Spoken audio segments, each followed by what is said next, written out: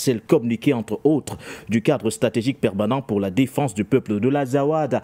Un affrontement de terrain transposé, patient par fin d'homme, en une véritable guerre d'information. Mais les images, elles, nous les avons toujours.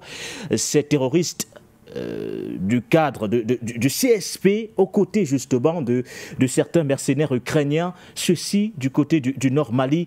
Tout à l'heure, vous avez écouté vos panélistes sur les véritables objectifs recherchés par l'Ukraine qui n'arrive véritablement pas à faire face à la Fédération de Russie du côté de Kiev, mais qui, étrangement, dans des conditions un peu ahurissantes, se retrouve dans le Sahel en train de combattre aux côtés des terroristes, ceci face aux forces armées maliennes. Comment on explique ce contexte de tension exacerbée de plus en plus de ce côté, patient par fin d'homme?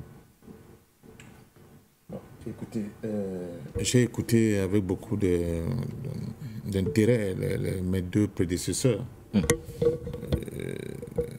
Le conflit russo-ukrainien ne se déporte pas sur le continent africain. L'Afrique est en guerre. Pour vous, l'Afrique est en guerre? On n'a pas besoin d'attendre que le conflit se déporte sur le continent? Non, l'Afrique est en guerre. C'est nous les Africains qui ne prenons pas encore la mesure de cette réalité. L'Afrique est le dernier espace où une confrontation violente va se produire entre ceux qui sont les tenants du monde unipolaire et ceux qui aspirent à un nouveau monde fait de respect, de dignité et d'indépendance pour tous les États. Premièrement. Deuxièmement, sur le plan de nos ressources, nous sommes quand même un continent qui a 30 millions de kilomètres carrés, plus de 30 de kilomètres carrés, presque d'un tenant, en dehors de quelques îles que vous connaissez. Et cela donne aussi un avantage non négligeable pour tous ceux qui veulent contrôler les matières premières dans le monde. Oui. Ils sont chassés un peu partout. En Orient, ils n'ont plus la main sur le pétrole saoudien. Au niveau de l'Ukraine, ils sont en train de perdre la guerre. Le seul espace où les gens n'ont pas encore pris conscience de l'intérêt, de l'importance qu'ils ont dans le monde, c'est au niveau de l'Afrique. En conséquence, nous continuons d'avoir des petits États que j'appelle souvent ici sur votre plateau de Bantoustan. Les gens pensent que c'est normal. Je parle de l'unité politique de notre continent. Les gens disent, oui, avant l'unité, il faut d'abord que les gens soient conscients. Je ne sais pas de quoi on parle. Et voilà le résultat.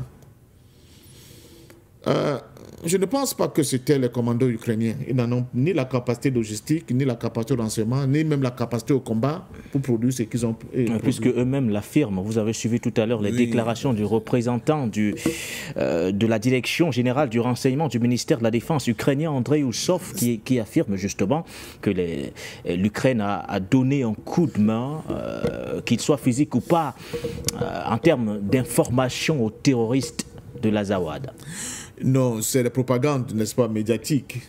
Il faut toujours essayer de donner un coup sur le plan psychologique à l'armée russe pour leur montrer que, bon, nous sommes présents et on peut se déployer sur tous les théâtres d'opération dans le monde. Il est vrai que l'armée ukrainienne, pour ce que nous savons, elle est bien plus forte que les armées françaises, allemandes et consorts. Bon, l'Ukraine, c'est quand même le plus grand pays d'Europe. Il ne faut jamais l'oublier. Si on considère l'Ukraine comme faisant partie de l'Europe.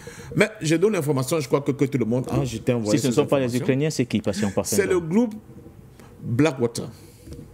Cette société privée de sécurité américaine. Voilà, un PMC Blackwater, aidé par les mercenaires français, avec le renseignement américain, avec le soutien financier du groupe BlackRock, qui a domestiqué, en fait, qui a privatisé une bonne partie des terres en Ukraine, avec tout ce que cela comporte. Et quant aux combattants l'Azawad, c'est de la propagande une fois de plus. Ce sont des mercenaires qui se battent au nord du Mali, des mercenaires occidentaux, pour tenter d'imposer à l'État malien, l'État central du Mali, n'est-ce pas, une espèce de gentleman agreement en ce qui concerne les ressources minières qui sont au niveau du Sahel, mais surtout le Sahara. C'est très important. Et l'effort qui est produit par l'armée malienne est à prendre très au sérieux et fort appréciable, parce que souvent on parle de distance, on rigole.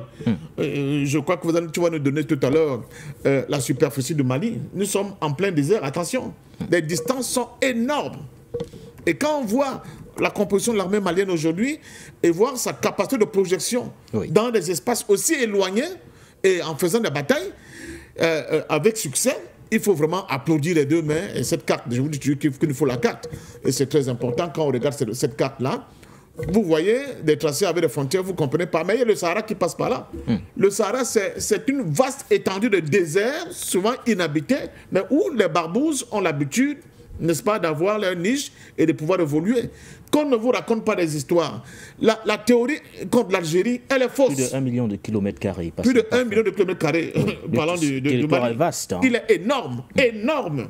C'est-à-dire que vous avez pratiquement les 2 tiers de cet espace qui sont peuplés autour de 0,01%. Presque inhabité. Presque inhabité au kilomètre carré.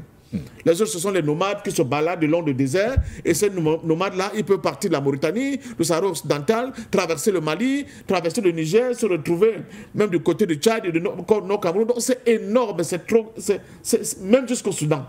Alors, vous savez que les troupes soi-disant ukrainiennes se battent au Soudan. Oui. Soi-disant ukrainiennes, j'insiste sur ça. Donc ils peuvent partir du Soudan et se retrouver au nord du Mali.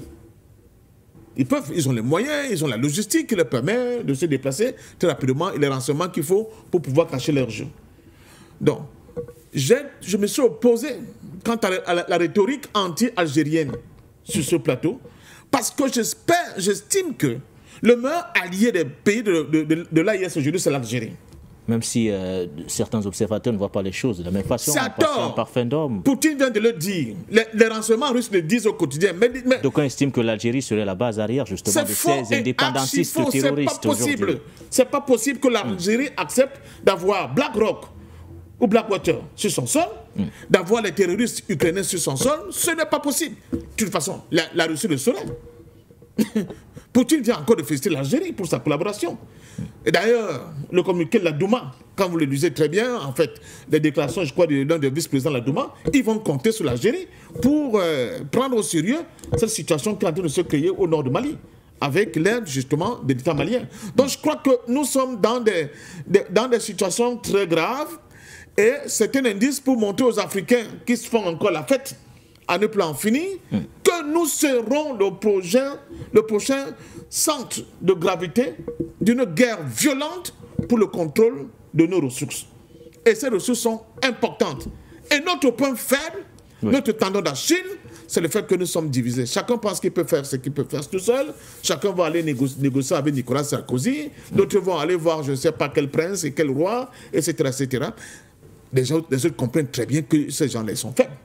Ils sont pauvres, ils ne savent pas se mettre ensemble, ils ne savent pas, n'est-ce pas, former des solidarités conséquentes. Donc, pour eux, c'est très facile de tenter des déstabilisations comme celle-là.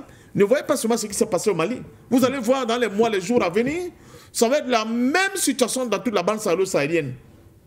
Et là, c'est sur le plan militaire que vous le voyez. Mais il y a aussi des attaques sur le plan économique. L'affaire Dangote dont vous parlez, ce n'est pas seulement, j'ai entendu aussi les gens dire Tinubu. Qu'est-ce que Tinubu peut faire? Il ne peut rien faire. Ce sont des formes d'attaque, n'est-ce pas, de ceux qui ne veulent pas du tout perdre le gros gâteau africain. Et ils ont décidé de créer le chaos généralisé en Afrique. Je vous ai dit sur ce plateau, si vous vous souvenez, M. Denet, qu'à partir du moment où les armées françaises, américaines, allemandes se sont retirées de l'espace de l'AES, c'est à ce moment que la véritable organisation du chaos allait se produire. Parce que de toute façon, maintenant, ils vont lâcher. Et là, c'est-à-dire pour vous, la reconquête de Kidal n'était qu'une bataille. On se souvient justement de tout ce qui avait été dit au lendemain de cette entrée des forces armées maliennes du côté de Kidal. On se disait, oui, voilà, certains observateurs étaient en train de se réjouir que voilà, c'est fait. La restauration, l'intégrité du territoire malien est assurée à 100%. Mais là, quand on voit ces attaques ressurgir avec une telle violence, on est bien tenté de vous donner raison, passant par fin d'homme, vous qui qualifiez cela de bataille remportée, mais pas de guerre. Mais il faut lire les gens comme le général Diap, il faut lire aussi beaucoup de gens qui ont écrit en Amérique latine, ce qu'on appelle la guerre contre-révolutionnaire. C'est-à-dire l'ennemi emploie les mêmes méthodes que vous. L'ennemi emploie les mêmes méthodes que vous et les Corses même davantage. La plupart des tortionnaires algériens, il y a même un excellent film qui s'est produit, c'est eux qui sont allés apprendre aux gens la CIA dans l'opération Condor comment opérer au niveau de l'Amérique latine. La guerre contre-révolutionnaire, c'est-à-dire ils prennent les méthodes des révolutionnaires qui combattent, n'est-ce pas, les pouvoirs qu'ils ont installés, et ils vont faire la même chose dans des espaces où le pouvoir est fort et où les éléments qu'ils ont en place ne peuvent avoir qu'une guerre contre-révolutionnaire. C'est exactement la même chose qu'ils vont faire actuellement au Mali. C'est-à-dire que le pouvoir malien, il est sûr, il est puissant, il est bien installé.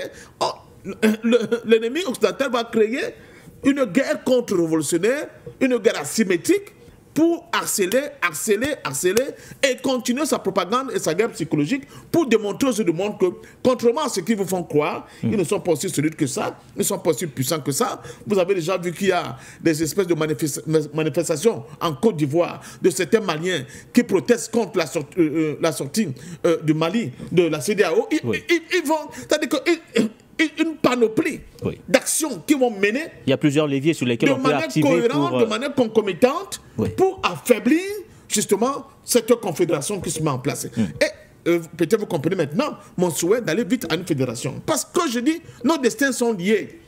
Ce n'est que le début de ce qui risque de se passer. Ce n'est que le début de ce qui risque de se passer. Donc politiquement, je sors par là, je vais tirer encore la sonnette d'alarme pour dire à mes amis de l'AES, vous n'avez aucun intérêt de vous mettre l'Algérie à dos. C'est le seul pays qui a une expérience contre-révolutionnaire assez poussée dans cette zone-là. Et qui peut venir en aide parce que c'est de son intérêt au Mali. Parce que si le Mali est aujourd'hui mis en échec, l'État malien, l'Algérie sera la prochaine cible. C'est aussi simple que ça. Donc, une fois de plus, disons à nos frères africains, au lecteurs, ce n'est qu'une preuve, parmi tant de preuves qu'on va subir encore dans le futur, mais le moment de la réflexion est arrivé pour qu'on comprenne la nécessité de l'unité politique de notre continent. Ça va être la seule arme que nous aurons pour être capable de l'opposer à ces hyènes-là qui tournent autour de notre continent et qui en veulent à nos richesses, parce que c'est ça comment dire ça, le pilier ou bien le sujet central de leur présence et de toutes ces images extrêmement violentes que nous avons vues, parce que nous sommes riches et les autres, et nous ne savons pas, nous sommes que des enfants qui sont brûlés de diamants et qui ne comprennent pas que le diamant est important. Les autres, eux, savent ce que c'est ce diamant, ils viennent le chercher. Vers quoi